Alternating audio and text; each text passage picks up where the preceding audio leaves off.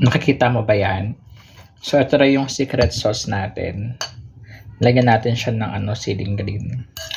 Ayan. So, mix ko lang bago ko ihalo dito sa tofu and pork.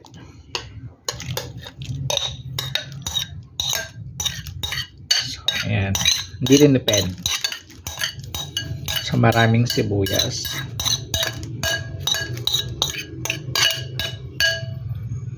Tapos, i-mix natin together.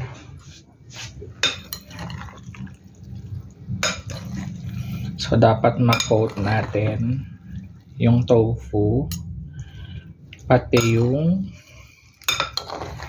pork.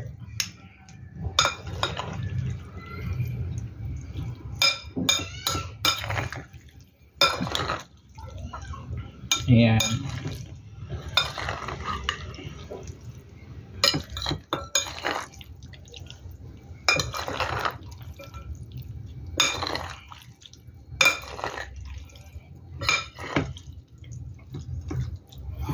Pwede na.